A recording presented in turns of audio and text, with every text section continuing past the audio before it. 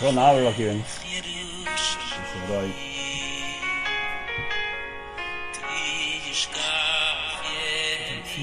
¿Verdad? Fausto Rincón Sandoval. Yeah. Pero me imagino que Maribel está ahí también, ¿verdad? ¿Verdad que sí, Peje? Claro. Dulce María Jiménez, siempre fiel.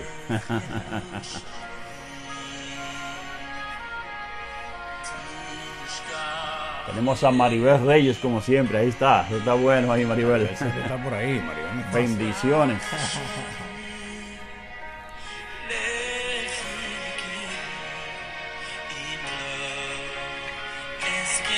Luis Sánchez desde Miami, Maribel, hola familia. Luis Sánchez, el de Sánchez. Oh, sí, el hijo de Sánchez. Saludos. Dulce María Jiménez, bendiciones, buenas noches.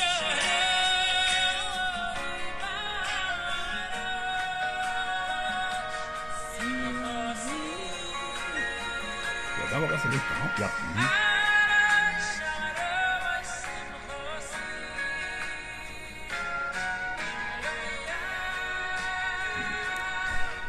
Buenas noches, damos la más cordial de la bienvenida a cada uno de ustedes que están por ahí escuchándonos, siempre agradeciéndole que usted escoja desde la comodidad de su hogar este momento para nosotros, entre ustedes y nosotros, Carlos y yo, disfrutar lo que es la palabra de Dios, investigar la palabra de Dios, porque la manera hebrea es como nosotros nos adentramos más, y eso es, créanme de verdad, es un placer, es un beneficio.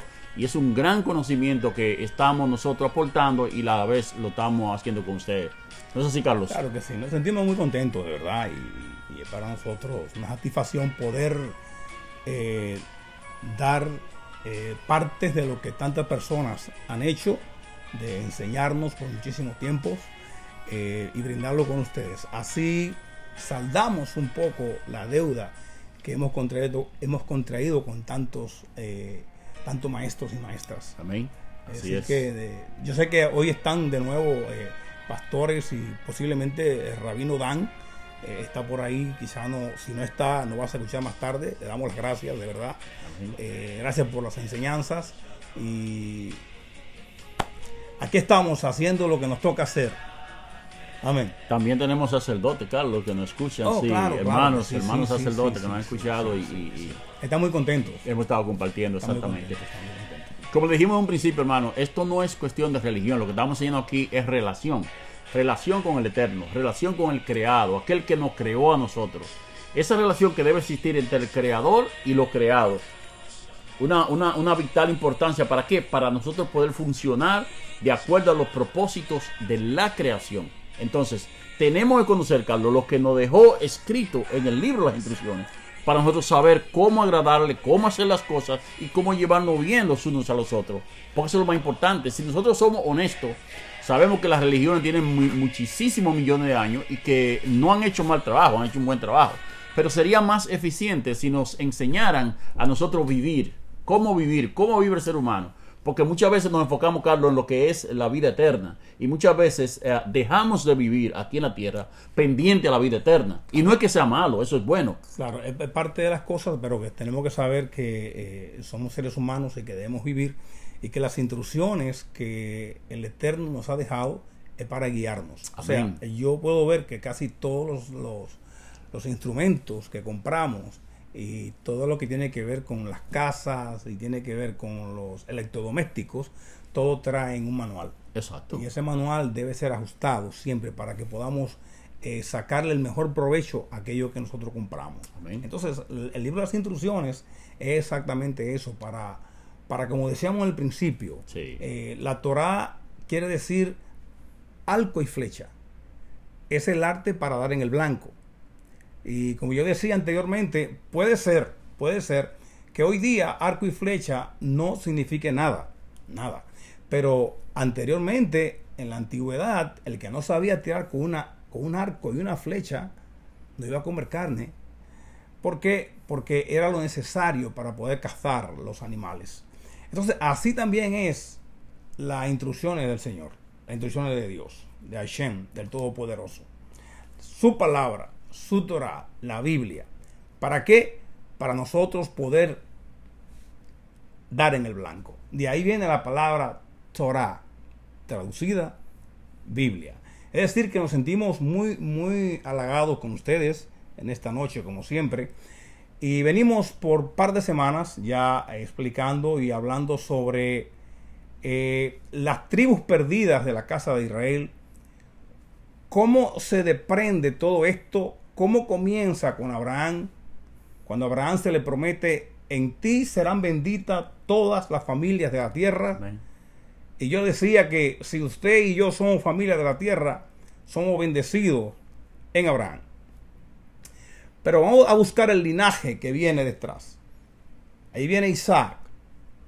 Y por Isaac después se desprende Jacob y Jacob. Y de Jacob 12 tribus, 12 familias.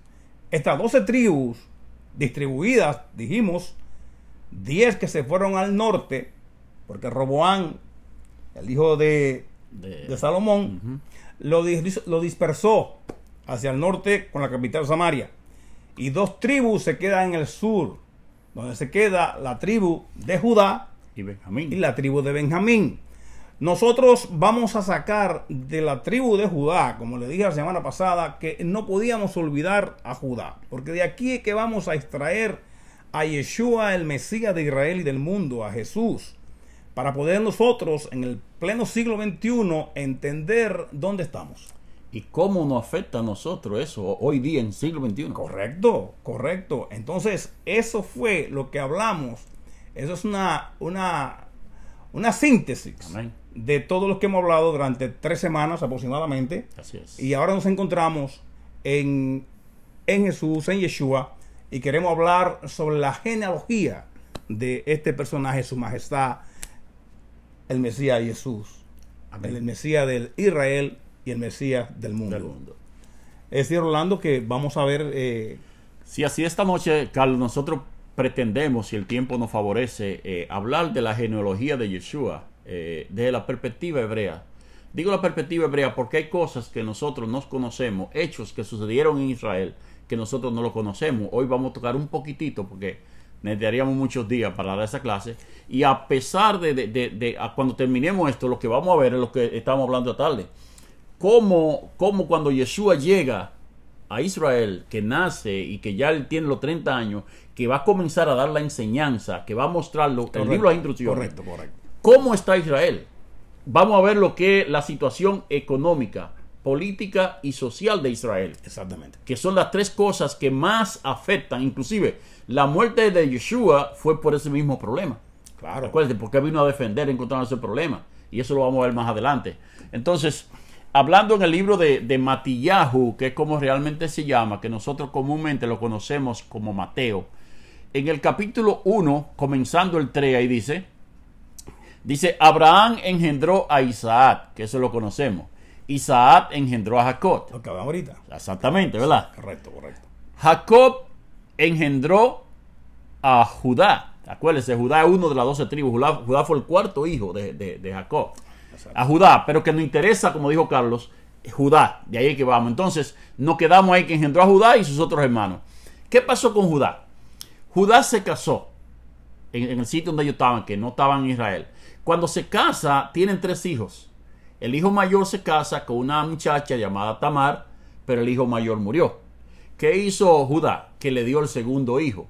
Entonces el segundo hijo, Carlos, cada vez que tenían relaciones sexuales, vertía afuera. Correcto. Entonces, a Hashem, a Dios, al Eterno, a Elohim, no le gustó eso. Vio con mal agrado la actitud de su hermano. Exacto. Aquí estamos viendo algo muy importante que debemos aclarar. Rolando está diciendo que el padre le pasó el hijo a Tamar para que estuvieras con él, para darle descendencia a su hermano.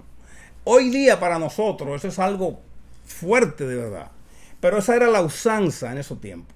Cuando alguien moría, y habían 3 hermanos, el hermano que seguía tenía, si no tuvieron hijos, por obligación. Tenía por obligación, por la ley judía, tenía que juntarse a la esposa, a la viuda. Y darle hijo al Y hijo que darle murió. hijo. Al que murió. Si moría esa persona, el señor, el próximo que iba, o sea, venía el más pequeño y se casaba, se juntaba con ella para darle descendencia Amén. al que haya fallecido. Es así, es Hoy, así. hoy día no se ve bien, no se ve bien, No se ve porque bien. estamos en otra época, pero esa es la usanza. La ética no lo permite. Exactamente. Entonces, es así como dice Carlos. Entonces, ¿qué pasó con ellos?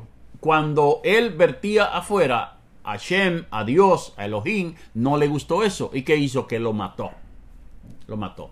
Cuando el hijo pequeño estaba muy, muy jovencito, le dice Judá a Tamar, mira, lo que me queda es un hijo nada más y está muy pequeño. Vete a tu casa, que cuando él crezca yo te lo doy.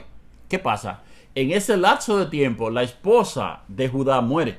Correcto. Entonces Judá, en uno de esas danzas, ¿cuál es? Judá era un juez de Israel. Judá era el que ejercía de juez en ese entonces ahí.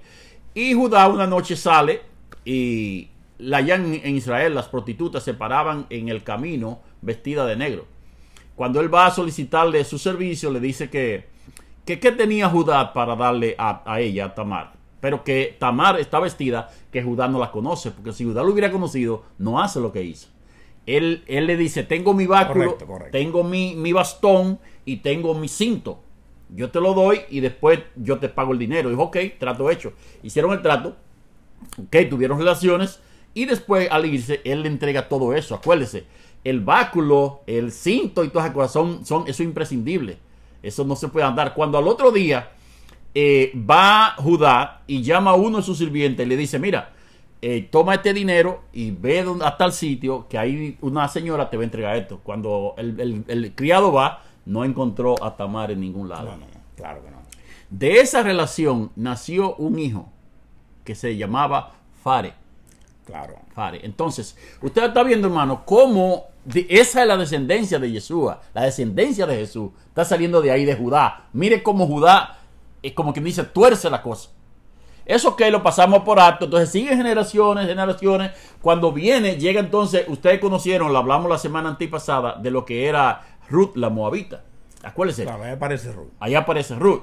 Pero ¿qué pasa? Ruth no es de la descendencia de Israel. No, es Moab. Es de Moab. Es de Moab. Claro. Pero conocemos que los hijos de Malón y Kelión, que eran hijos de Elimelech, se juntan con esa muchacha, se casan y ellos dos mueren y quedan viudas. Entonces también el esposo de Noemí muere. Entonces cuando muere el esposo de Noemí, vienen las tres, se van para Israel porque ayer era que había comida. Pero Noemí le dice a Ruth y a Orfa, le dice, mire, yo soy vieja y yo voy para mi país. Si ustedes quieren, devuélvanse a su casa y ustedes encontrarán después con quién quedarse. Dice Orfa, oh, tú tienes razón, yo me voy. Y Orfa se fue. Y ahí es que conocemos la declaración que la dijimos la antipasada. Claro. La declaración de Ruth. ¿Cómo fue lo que Ruth dijo, Peje? Claro, Ruth al ver la cosa y sabe que es un Dios real, el Dios de Abraham, de Jacob y de Isaac, es un Dios real. Ella dice, no, yo me voy contigo, le dice. Bueno. Donde tú vayas, iré. Y donde tú mueras, moriré. O sea, que ella decide Sí. seguir al Dios verdadero. Amén. Aunque aunque Orfa se devuelve. Se devuelve. O sea, nosotros vemos que cuando la persona siente en su corazón y entiende que está frente al Dios de los milagros, Amén. que está en el Dios poderoso, no se devuelve. No se devuelve. Y ella dice, no, yo aquí me quedo. Dice, donde tú vayas, yo iré, y donde tú mueras, moriré. ¿Tu Dios? Tu Dios será mi Dios. Tu Dios será mi Dios. Y así fue. Y así se quedó. Vemos nosotros cómo viene la genealogía de Yeshua. Pasando cosas que no son muy bien vistas. Pasando cosas que nosotros lo pasamos por el filtro de ahora y decimos, pero ¿cómo puede ser? El asunto es que no podemos traer esos tiempos al siglo XXI. Amén. Porque si lo pasamos por el siglo XXI, vamos a tener baches y no vamos a poder entender. Por ejemplo, ahí Rolando está leyendo y está diciendo Fare, hijo de este, al otro hijo de aquel. En el judaísmo, la palabra hijo no significa necesariamente lo que nosotros sabemos en Occidente. Por ejemplo, Luis se casa con María. y tienen a Luisito, entendemos nosotros que es el hijo de Luis y María.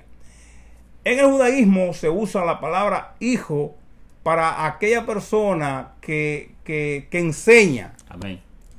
El maestro cuando enseña dice, es mi hijo. Por ejemplo, vemos en uno de las crónicas de los apóstoles, Como Pablo. vemos que Pablo dice, que creo que Filemón O Timoteo mi hijo. Ujú. Y Pablo no tuvo hijo. No hay registro de que Rashaúl, el rabino Pablo, tuvo hijo. Le llama hijo porque era el que enseña. Por eso es que cuando nosotros vamos al judaísmo para encontrar a Yeshua, se ve que dice Yeshua ben David. Ven, David. Ben quiere decir hijo en hebreo, en el pueblo judío. Ben David. Y Yeshua ben José. Pero Ben se usa para decir que es hijo de un maestro de la Torá. Amén. Muchas veces. También otra cosa importante que yo no quiero que pasemos por alto aquí, la genealogía, es que muchas veces en ese tiempo se permitía que quién se destacaba en la familia. ¿Quién se destacaba? Por ejemplo, yo tengo 6 hermanos. 5 conmigo, son 5 conmigo 6.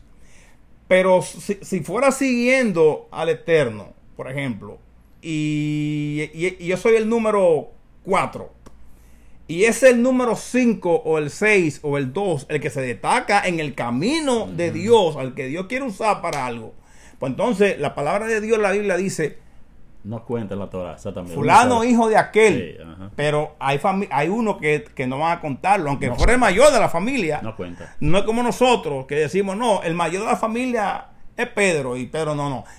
En este tiempo no se usaba eso, no era necesario usarlo, sino que se cogía quién estaba en la línea del Eterno, Amén. en el plan.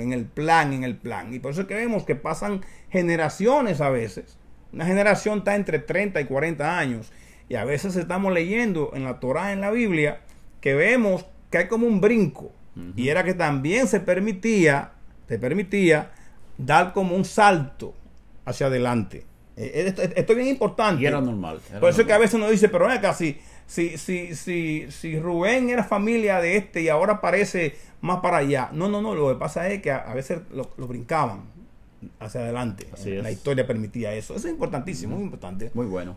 Esa es una importante aclaración, Carlos, porque nosotros y ustedes también se van a encontrar con mucho leyendo la palabra eso. Dice, ¿por qué en este caso mencionó nada más aquí de los hijos de Isaac? Mencionó a Jacob nada más. Ahí no está Esaú. Esaú, no está Esaú. Mencionó a Jacob nada más. ¿Por qué fue que se destacó? Ese destacó. Destacó y quieren hacerlo sobresalir en esta genealogía. Claro. Entonces, entendemos que cuando la palabra en el versículo 5 dice, Salomón engendró a Rahab y a Boz, dice, y Boz engendró de Ruth. De Ruth. No quiere decir que no, engendró de Ruth, porque quien da esta parte, la conexión entre Salomón y Yeshua, es Boz. No es Ruth. Claro. Aunque Ruth es la madre, pero que en realidad él que le hace positivo, que hace que eso se forme así y que él pertenezca a lo que es la genealogía de Yeshua. Correcto. Entonces dice que Boz engendró de Ruth, engendró a Obed. Y Obed engendró a Isaí. Isaí era el padre de David.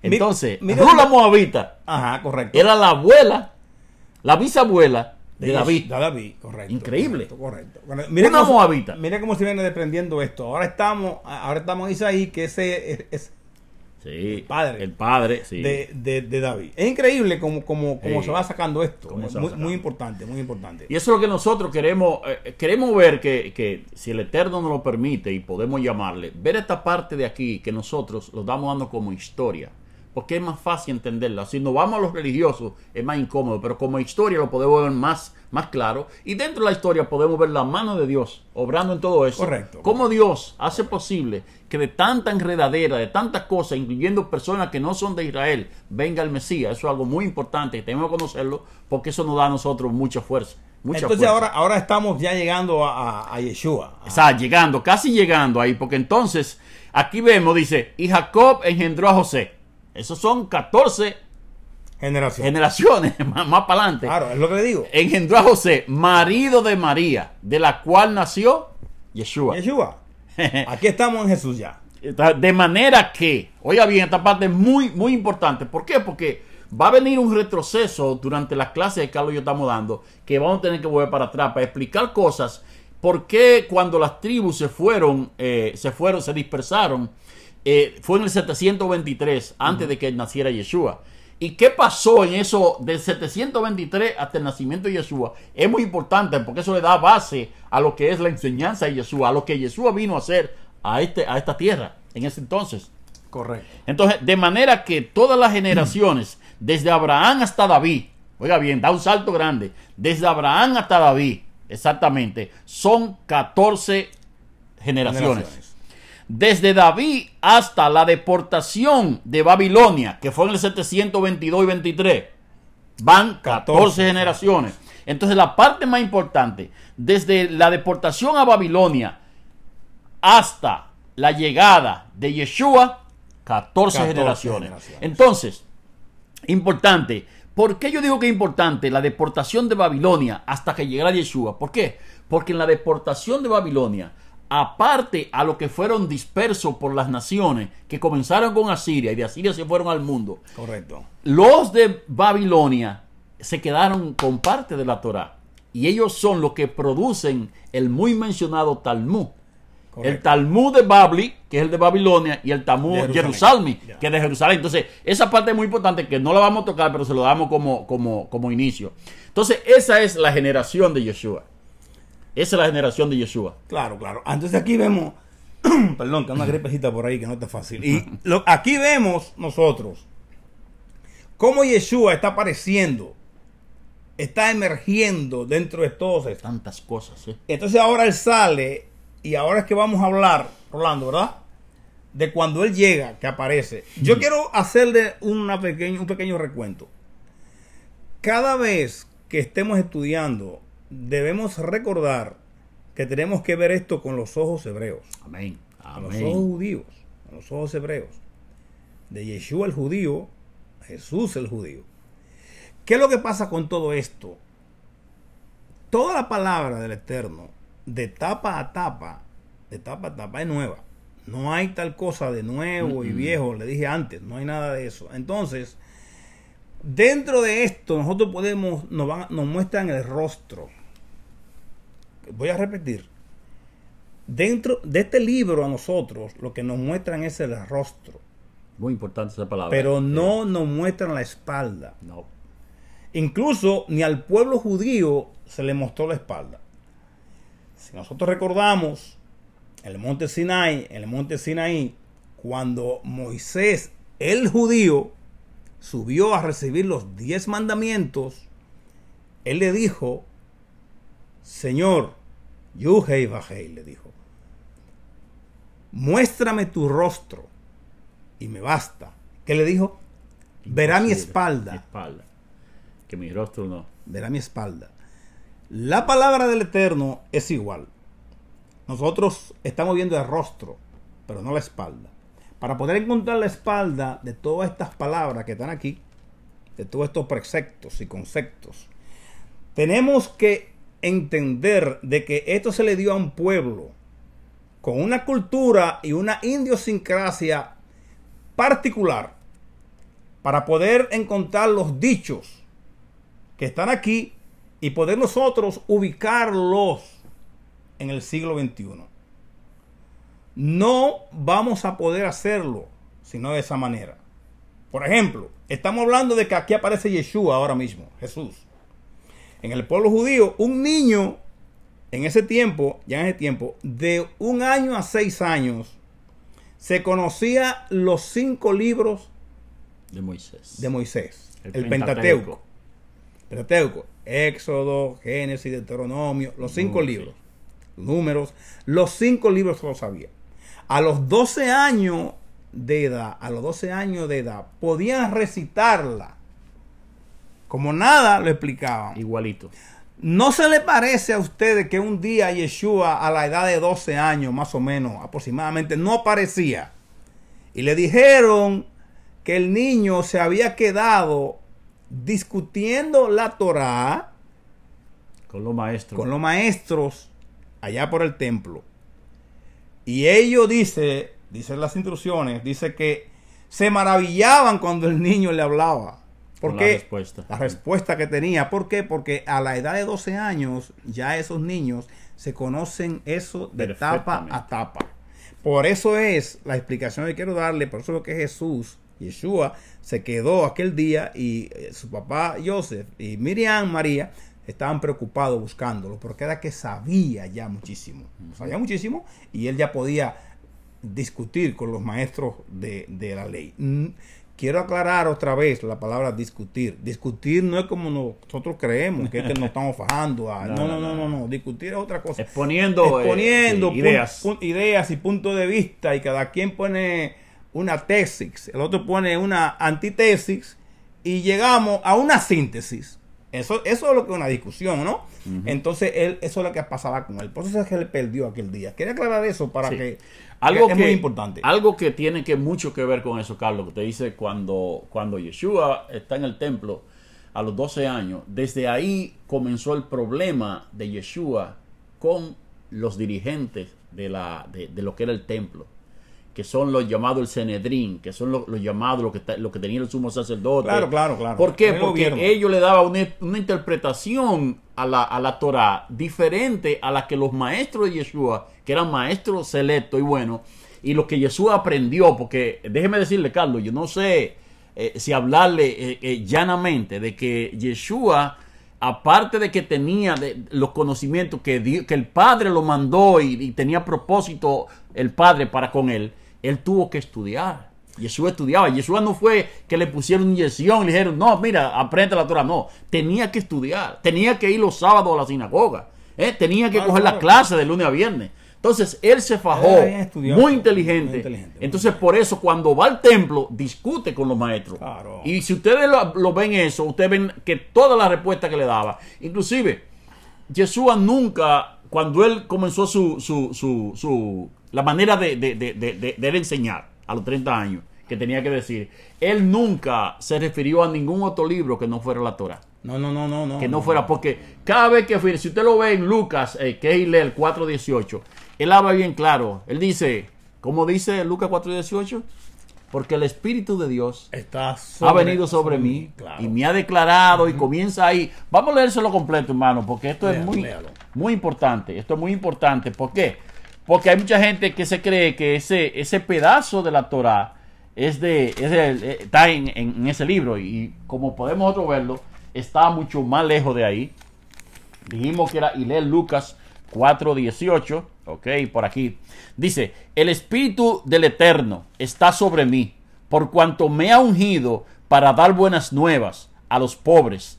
Me ha enviado a sanar a los quebrantados de corazón, a pregonar la libertad a los cautivos, a dar vistas a los ciegos y a poner en libertad a los oprimidos, a predicar el año agradable del Señor.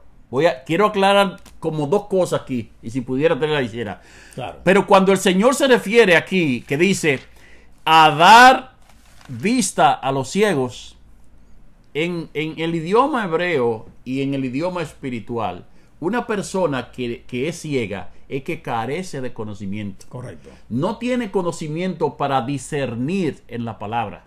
Entonces, por eso que Yeshua viene, Carlos, y cuando dice, yo he venido para dar vista a los ciegos, ok, entendemos y sabemos que él dio vista a ciegos físicos, pero lo más ciego que él dio vista fue a los ciegos espirituales, que no entendían, que no tenían conocimiento y eran ciegos de entendimiento. A eso es que más se refiere. ¿Ven? Claro, porque si usted mira toda esta lista, esto lo voy a decir yo, como decía Pablo. Dice Pablo. Digo yo, Pablo. Si usted ve en esa lista, Yeshua se ve aquí, Jesús, más como un doctor. Amén. Que como alguien que está encargado de la redención del mundo. Y es como dice Orlando, no es así. No es así. No es nada. Los ciegos aparecían, los cojos aparecían, él los sanaba. Pero Yeshua no vino a eso. Eso, Yeshua, ya lo dijimos antes. Y muerto, él revivió muerto. No. Él vino a buscar las ovejas perdidas de la casa de Israel. Con él comienza la redención del mundo. Entonces estas cosas aparecen y él la hace. Pero él vino a su trabajo. A su trabajo fue que vino. A su trabajo. Eso es muy, muy importante. Nosotros debemos entender que la Biblia es una colección de libros judíos.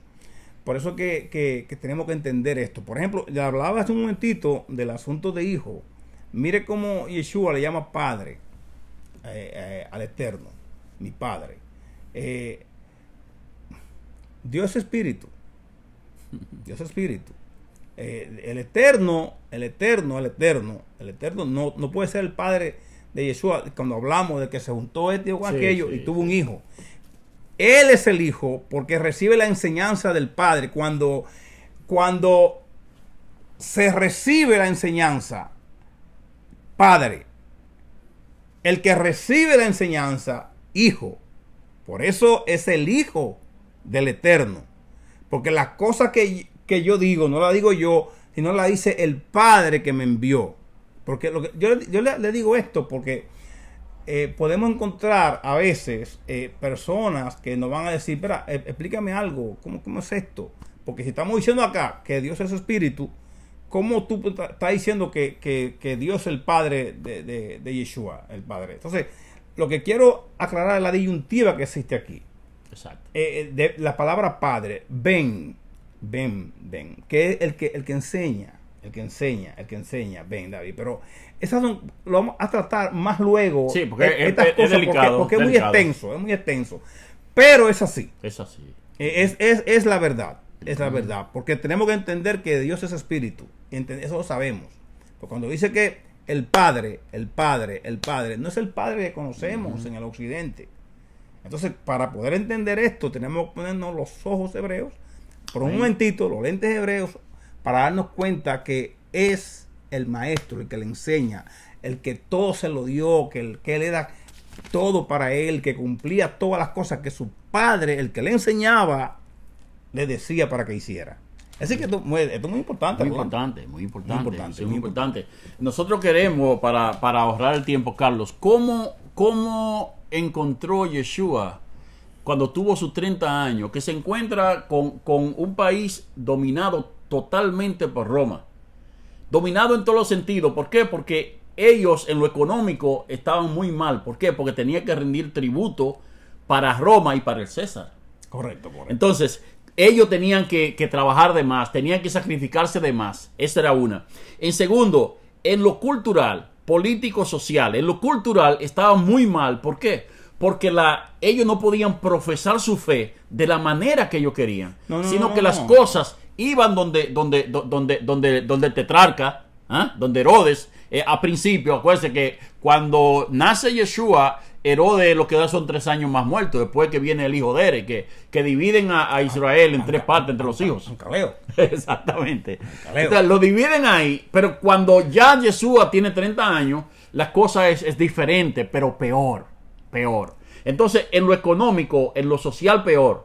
Mucho peor. Entonces, ¿por qué llega este problema? Israel está pasando, Carlos, por un problema grandísimo. Y es que Israel necesita un salvador. Necesita a alguien que viniera y que tomara la rienda, porque no había liderazgo. Acuérdese, los sumos sacerdotes se compraban. Pasa como está pasando en muchos países ahora, que usted quiere un puesto y lo compra. Claro. En Israel, oye hermano, eso es fuerte. Eso existía. Que si usted quería un puesto de sumo sacerdote o un puesto en el Sanedrín, usted lo compraba. ¿A quién se lo compraba? A Roma, que era tener más influencia. Claro, porque veníamos diciendo hace unas cuantas semanas atrás que tenemos que entender que Israel estaba bajo la bota romana. Amén. Bajo el poder de Roma. Y decía yo que es algo tan increíble. Cuando usted va al mapa, usted se da cuenta que tiene forma como de una bota. Así es. Como una bota. Como una bota. Yo le decía hace unas semanas atrás que los judíos fueron expulsados en el año 49-52, que lo expulsaron de Roma. Y si no se iban, pues ya te sabes, lo mataban y lo metían preso. Esto era un desorden que había. Ok, pero En Jerusalén, en el año 63, no, 67 al 73, 67 al 73 de la era común de Yeshua para acá, se libró la guerra más feroz que se había visto en el área. Hubieron 3 guerras fuertes, pero una fue terrible. Casi 1 millón de judíos murieron en manos de Roma. ¿Por qué pasó esto? Pasó esto porque ya no encontraban qué hacer. Llega un momento que los pueblos se cansan. Yo no sé si ustedes saben de eso. O sea, un pueblo está cansado por ahí ya y yo no sé. Pero nada de no morado, sé nada de no, eso. no. Pero hay un momento que el pueblo ya no puede. Se cansa. Ya no puede. El pueblo no puede. Dice, ya no podemos. Yo no sé si ustedes conocen algo así. Pero fíjense en esto. Y el pueblo arranca una revolución a pelear. Y solamente quedaba Masada. ¿Se acuerdan de Masada? Sí, yo estuve ahí. Masada, ¿verdad? Masada. Fue lo último que quedó del batallón de Masada. Y fueron destruidos. ¿Por qué? Porque Roma tenía el control social, sí, el control político y económico sí, de la educación. Compraba los sacerdotes y ponía a quien él quisiera. Que fuera de lo de él. Y era un desorden que había. Entonces, así no se podía. Por eso es que ellos, anteriormente, estamos hablando de los años 67 al 70, pero anteriormente, cuando Yeshua apareció, había el mismo problema. Grande. El mismo problema. Por esa razón es que a Yeshua le dicen el maestro. Y oiga, le voy a decir, no ha habido ningún maestro más grande que Yeshua, su majestad, el Mesías de Israel y del mundo, en el cual nosotros sabemos que es el Mesías, el uno y el único. Ese maestro fue maestro porque él puso una escuela de pensamientos, una escuela de Torah, vamos a llamarle la Biblia, una escuela de Torah. ¿Para qué? Para poder enseñar a un grupo de personas que estaban interesados en aprender. Entonces, cuando él forma, y le doy la gracia a Dan por todas estas informaciones, porque sí, el maestro Dan es tremendo en esto, tremendo. Si me está escuchando, Dan, me quito el sombrero. Cuando llega esto, habían diferentes escuelas de pensamientos, de preparación. Judíos, estamos hablando de judíos. Estaban los celotes. Los estoicos. Estaban los fariseos. Estaban los sicarios. Estaban, ¿cómo se llaman los otros? Los fariseos. Sí. Los seduceos. Y eran escuelas todas. Y entonces, cuando Yeshua llega, Yeshua pone su escuela también. Se llama los Nexarim. Los Nexaritas. Yeshua de Nazaret. En hebreo, en el pueblo judío, no existe el gentilicio. Por ejemplo, Rolando es Jimero. No. Allá no. Rolando de Jima. Por eso es que se dice Yeshua, Jesús de Nazaret. De Nazaret. Muchos que dicen que son por Nazareato, que la cosa va ahí, de Nazaret. Pues este Yeshua de Nazaret, este Jesús forma una escuela. Y en esa escuela es que él enseña, comienza a enseñar a todas estas personas, que después salen 12, que son los que siguen, pero no fueron 12 que comenzaron. Fueron más de 70 o 80, y fue reduciendo el número hasta 12. Para llevar, vamos a llamar las buenas nuevas. Entonces, él tenía su escuela. Pero ya ese problema que estamos viendo en los años 70, que es la guerra que no podía más, ya existía ya. Y le explicábamos nosotros la semana pasada que Yeshua era matarlo, él quería de todas maneras. ¿Por qué? Porque como dijo Rolando, él quería poner las cosas en orden. Y liberar al pueblo. Porque era un desorden que había. Los impuestos, eso era lo más alto que ha habido en la historia. Acababan con la gente, lo ponían a trabajar, porque es Roma, lo de Roma es dinero, y aplastar a la gente. Entonces, vemos aquí que él forma su escuela. Entonces, ahí es que conocemos que la escuela de Gilel. Y de Shammai. La escuela de Shammai. Gilel, que era un tremendo Gilel. Gilel era como el abuelo de Gamaliel. Recuerdan a Gamaliel, aquel que Pablo. estudió con Pablo, que estudió con Pablo en la escuela de Gamaliel. Esta es la familia. Gilel era un tremendo. Y Gilel fue el que ayudó muchísimo a que las cosas se fueran resolviendo, esas cosas. Pero lo que quiero explicarle era que en ese tiempo habían diferentes escuelas de pensamientos, escuela de Torah, para enseñar Amén. allá. Pero el problema existía todo el tiempo ahí en Israel. Por el asunto de Roma, que quería acabar con todo. Amén. Yo quiero traer a colación algo, Carlos, que cuando Yeshua aparece a los 30 años, que aparece en ese escenario tan fuerte, es igual que el día de hoy. Las personas que carecen de conocimiento no están preparadas para liberarse. Para un pueblo liberarse, primero tenemos que educarlo, tenemos que enseñarlo. Y eso fue lo que Yeshua se puso a hacer con ellos. Enseñar. La Torah no es para usted cuando se muera. La Torah, la Biblia, es para que usted la viva aquí en la tierra. Claro. Y de lo que usted haga con ella aquí en la tierra, depende para dónde va usted cuando muera. Pero tiene que usarla aquí. La palabra de Dios es para usarla a diario. No es para predicarla solamente, Claro. para usarla a diario. Ella es la que nos instruye, la que nos guía, la que nos domina, la que nos dice, la que nos contesta las preguntas que nosotros tenemos. Es necesario hacer, como decía, escudriñar las escrituras, buscarlas en ella, porque ella es la que nos dan explicaciones de las cosas que usted necesita para vivir bien.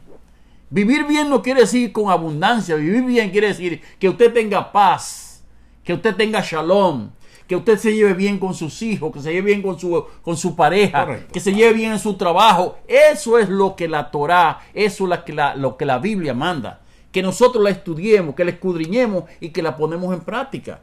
Por aquellos libros cuando Hashem estaba dando, Dios estaba dando las escrituras, que después la estaba Moisés enseñando, que él decía, aprender todo esto y ponerla por obra. Por obra, claro. Porque nosotros no podemos estar desconectados de la palabra. Correcto. Usted está conectado. Ellos hay algo, Carlos, ¿cómo que dice cuando rezamos el Shema?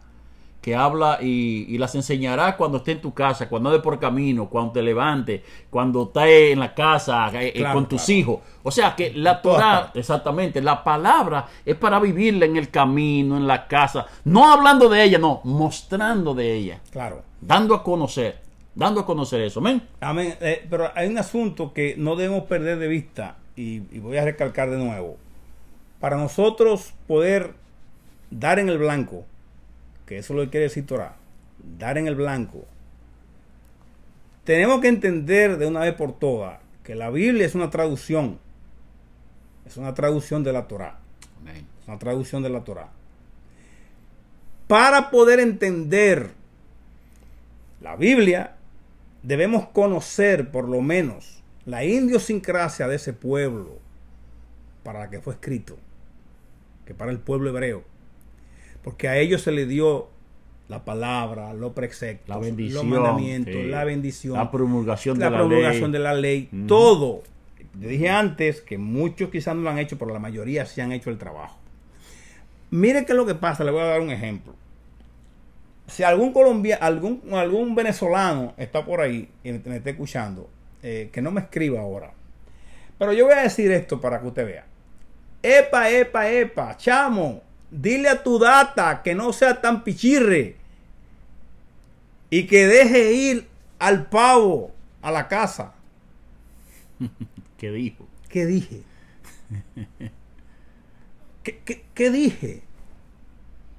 Data, dile al data que deje ir el chamo, que deje ir el chamo al pavo. ¿Qué pichirri? ¿Qué a es? la casa, que no sea pichirri.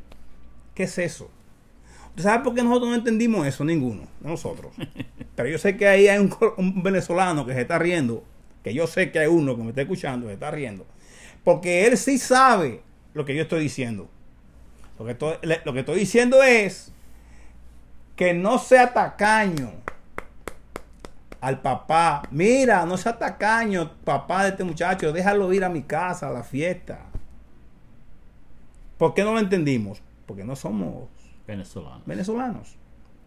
Cuando nosotros vemos algún texto en la Biblia que viene de la Torá, nos quedamos en el aire muchas veces, porque tenemos que ir a las raíces hebreas de nuestra fe, del cristianismo, para poder entenderlo.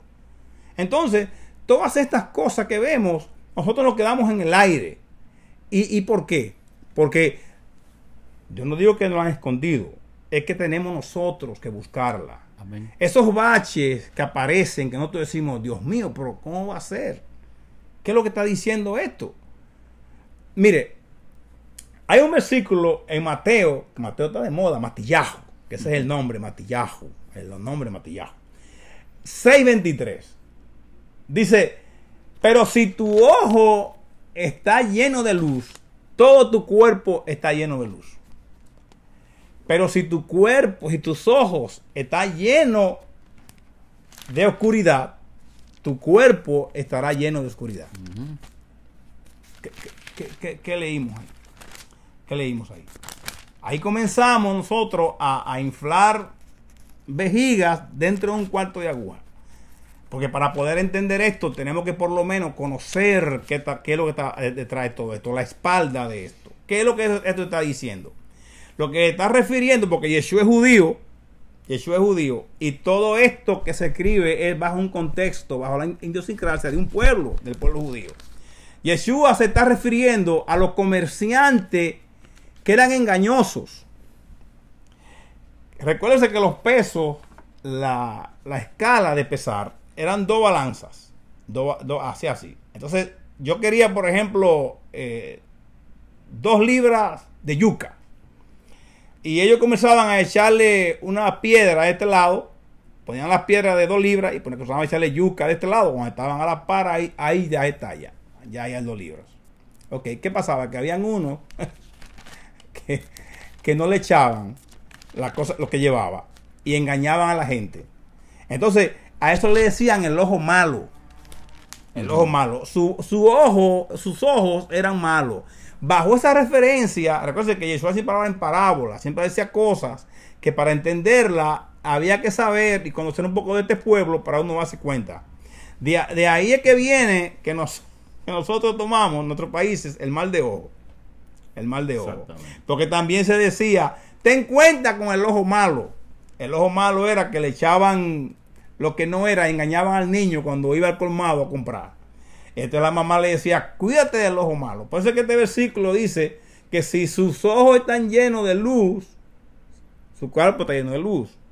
Y si está lleno de oscuridad, su cuerpo está lleno de oscuridad. Amén. Por eso es que decía al niño que se cuidara. Entonces, ¿qué es lo que está detrás de todo esto? Lo que yo quiero mostrar es, que para entender todo esto, a veces es necesario dar un poquito de investigaciones, porque, hermano, óigame, cuando yo escucho por ahí que dicen, no, el Espíritu me va a mostrar las cosas. Hermano, please, por favor, no es así. Claro, el poder de Dios es grande y si usted no tiene ojos lo pone a ver, y si usted no tiene manos lo pone a caminar, y si usted se enferma de cáncer, como es el caso mío, que soy un sobreviviente de cáncer, ¿quién me sanó? Me sanó el Eterno, por los méritos de Yeshua. ¿Cómo que sí es poderoso? Claro que lo es. El Señor es grande y poderoso, sana Amén. Y liberta. Amén. Pero Él no va a hacer la cosa que yo tengo que hacer. De ninguna manera. Él no la va a hacer. Él no lo va a hacer. Claro, fui al médico, me sacaron el tumor. Ya tengo 9 años fuera del problema. A Él le doy la gracia, a mi familia, al coraje que tuve de enfrentarla, a todos ustedes que oraron por mí y todas las cosas. Porque me preguntaron, hermano, ¿usted no cree en milagros? Yo dije, no, yo no creo en milagros. Me dijo, ¿cómo es eso? Digo, no, yo creo en el Dios de los milagros. Parece, pero no es igual. Parece, pero no es igual. No. Yo no creo en milagros. Yo creo en el dador, en el hacedor de los milagros que yo creo. O sea, yo soy la respuesta clara de esto. Entonces, Dios es poderoso, claro que lo es. Que hace por todos nosotros cosas grandes, claro que sí. Cuando nosotros no podamos, nos van a ayudar. Claro que nos van a ayudar, pero mientras podamos hacer las cosas, Dios espera que nosotros hagamos nuestra parte. Debemos. Y Él va a ejecutar la otra parte. Así que esto es muy importante, Rolando. Esto es muy Demasiado importante. extenso, para poder desarrollarlo. Es extenso. Claro. Hay cosas, nosotros nos quedan 5 minutos para concluir y lo que vamos es por mitad. Yo quiero ver, todo eso que Carlos dijo ahí, aplica a todos estos problemas toditos que Jesús encontró ahí. ¿Cómo nosotros, concluyendo, cómo nosotros vamos a ver el problema que pasaba en Israel cuando aparece Jesús en el escenario, problema económico, político y social? ¿Hasta dónde afectó eso a Yeshua? Y si hizo doblar los planes del Padre o el Padre tuvo que tener alternativa. Acuérdese, por los hechos que pasaron ahí y por la reacción de Yeshua, Yeshua es ejecutado. Acuérdese, y ejecutado por Roma. ¿Por qué? Porque lo ponen como que él es un incitador. Y la ley de Roma dice que los incitadores tienen que morir en la cruz. En la cruz. O sea, los judíos de ese entonces, los hebreos de ese entonces, no tenían esa ley. Él es juzgado por eso. Entonces, eso lo aprendieron de Grecia. Lo aprendieron de Grecia. Claro. Entonces, ¿qué pasa? Ahí es que entra la clase que dimos aquel día, hace como 5 semanas, de quién mató a Jesús. Claro. ¿Quién mató a Yeshua? Claro. Entonces, hermano, es bueno que entendamos por qué. Porque para eso fue que Yeshua vino aquí primeramente. Vino para liberar a este pueblo, pero para buscar las ovejas perdidas de las casas de Israel. Y nosotros ese es un tema que tenemos que tenerlo pendiente ahí, porque en el 720 años antes que naciera Yeshua, pasaron los problemas por lo cual Yeshua tenía que venir. Claro. Tenía que venir. Claro. Entonces, mire, concluyendo, algo que tenemos que practicar, Carlos, ustedes y nosotros. ¿Cuál es? Yeshua nunca, cuando andaba caminando por Galilea, que andaba caminando por Nazaret, que andaba caminando por todas las ciudades de Israel, nunca en los problemas que tuvo acudió a ningún otro libro para él defenderse que no fuera la Torá. No. Nunca. Primeramente porque no existía otro. Nada más existía ese. Y segundo, porque él no había estudiado otras cosas y no esa la Torá. Entonces, por eso que vemos que él cuando fue en la tentación, acuérdense, la tentación que él tuvo, que fue llevado al monte, esa cosa. Exactamente. Ustedes ven que 1, 2, 3, 4, 5, todas las preguntas que le hizo el Satán, todas las preguntas que le hizo el maligno, fueron contestadas a través de la Torá. Claro. ¿Qué nos dice eso a nosotros, Carlos? Claro. Que nosotros debemos de acudir a la palabra para resolver los problemas que tenemos. Problemas más espirituales que materiales. Pero acuérdese, cuando usted es ducho en lo espiritual, lo material es más fácil resolverlo. Claro. Es mucho más fácil. Entonces, ¿qué le estamos diciendo con esto a ustedes? Que nosotros tenemos que practicar la palabra. Nosotros tenemos que escudriñar la palabra. Nosotros tenemos que utilizar el recurso de la palabra para suplirnos a nosotros, tanto material como espiritualmente, porque ella es lo que nos da testimonio del Padre. Jesús siempre dijo, yo hablo lo que mi Padre dice, yo no he venido sino a mostrarle al Padre. ¿Y cómo Él nos muestra al Padre? A través de la palabra. Tenemos que utilizar la palabra. Jesús venció en ese tiempo ahí porque utilizó la palabra. Él venció el maligno porque cada vez que le contestaba con la palabra. Claro. Amén. Claro. Es muy importante. ¿Qué hemos aprendido, Carlos, esta noche? ¿Qué nosotros hemos aprendido? Más o menos, pues yo no me acuerdo bien, pero dígame usted. Bueno, que primeramente a Yeshua no se le hizo fácil cuando él comenzó, vamos a llamarle el ministerio. No fue fácil, porque encuentra una tierra completamente desordenada y que está bajo la bota del Imperio Romano. Y para eso surgir hacia adelante, para llevar lo que él quería, para buscar las ovejas perdidas de la casa de Israel y buscar las otras ovejas, donde estamos nosotros, que venimos de las tribus perdidas. Otro redil. No le fue fácil, el otro redil.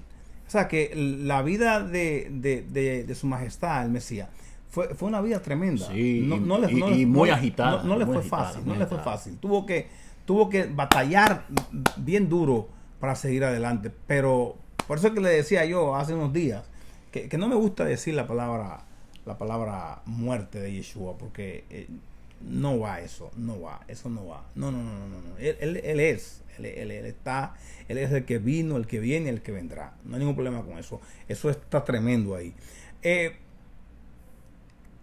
Hay personas en este mundo que niegan a Yeshua, lo niegan. Y a mí me hicieron la pregunta en papa200@.com que si yo era cristiano, que si yo creía en Yeshua, que esas cosas. Bueno, yo le dije lo siguiente, yo le dije, mira, yo te voy a decir algo. Vamos a suponer, como dice un grupo de personas por ahí, a los cuales respeto muchísimo, que Yeshua, el Mesías de Israel y del mundo, el judío, no existiera, o que no fuera así. Entonces me puede decir, no, porque eso lo escribieron. Ok, lo escribieron. Pues mire, el que lo escribió muy bien. No, porque eso es una sátira. Bueno, pues si es una sátira, me gusta la sátira. Está buena. La sátira está buena, la buena sátira. Yo le dije al principio, cuando comenzamos el programa con Rolando, yo le dije que la religión mía era que cuando yo hacía el bien, me sentía bien, y cuando hacía el mal, me sentía mal. Amén. Y que yo soy enamorado, apasionado de los dichos de Yeshua. Amén. Yeshua HaMashiach, el Mesías de Israel y del mundo, el que vino y el que viene, es real. Es real. Esa es nuestra convicción. Uh-huh. Yo respeto la demás. Seguro. Esa es mi convicción. Entonces, ese es el Mesías, al que nosotros queremos mostrarle, al que queremos decirle a ustedes, tenemos que volver como el río Magdalena, como le hablaba, volver atrás para podernos encontrar con él, porque lo han desfigurado durante tanto tiempo. Amén. Yeshua el judío, el hijo de Miriam, de María, ese es el Mesías. Y cuando me preguntaron eso, yo me acordé de Muhammad Gandhi, cuando él dijo que si Yeshua no era el Mesías, lo merecía hacerlo. Buena palabra esa. Si Yeshua no era el Mesías de Israel, lo merecía hacerlo. Amén. Amén. Concluyendo, hermano, ya porque dieron las 9, ya tenemos que cerrar. Aprendimos en la genealogía, que fue el primer tema que tratamos, que el Eterno utiliza diferentes medios, no los medios que los hombres dicen que está bien y que está mal, sino que no, eran personas no hebreas, personas que no estaban en buen aliz, haciendo cosas malas. Sin embargo, el Eterno utiliza que de ahí venga Yeshua. Claro. Lo que utiliza que el Eterno puede utilizarnos nosotros. Nosotros no somos hebreos. Nosotros pertenecemos al pacto de Abraham, de Génesis 12. Pertenecemos al pacto también del papá de Judá, ¿cómo se llamaba? El papá de Judá, de Jacob. Claro. Al pacto que hizo Jacob también. Claro. Y hasta más para lejos, después de estamos en Abraham. ¿Cómo que llama el hombre el diluvio?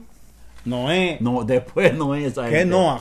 Sí, exactamente. Recuerda de Noah, el sobrino. Sí. Entonces, hasta ahí vamos a dejarlo, hermano. Yo espero que estas clases son muy, muy extensas y son muy buenas. Carlos y yo nos enamoramos de eso y queremos seguir más, pero tenemos que respetar a ustedes, respetar su tiempo y respetarle el horario de las clases. Así que... Claro, déjeme decirle a Rolando, antes que sea, aquí me escribió alguien, mandaron en los Papa 200 ahora mismo, que si yo podía decir qué tipo de enfermedad de cáncer que tuvo.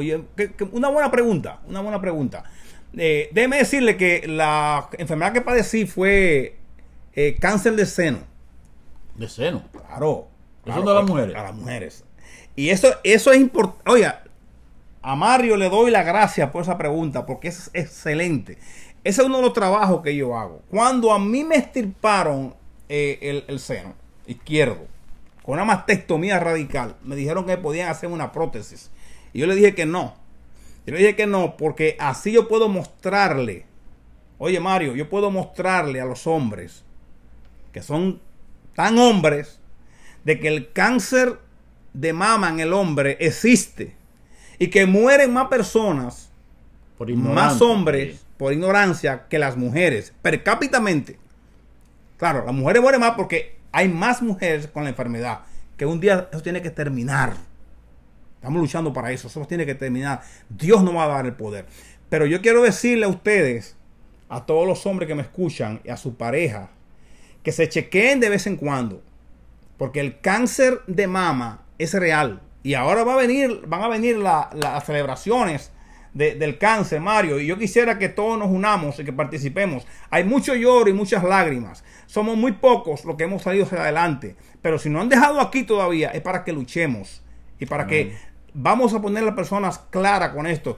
Hombres que me están escuchando, jóvenes, háganse su chequeo ustedes mismos. Piden a su mamá, a sus hermanas, a quien sea, que le chequee, que le ponga la mano. Esto existe y es real.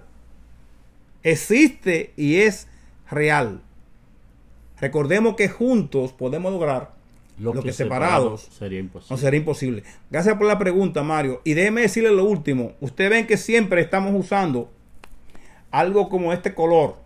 Rosado. Rosadito, para identificar el cáncer de mama. Déjeme decirle que estamos trabajando duramente en todos los Estados Unidos, de lo que yo soy parte, y prontamente vamos a tener una rayita azul, indicando que el hombre también le pasa esto. Podemos estar un poquito fuera de lo que estamos hablando.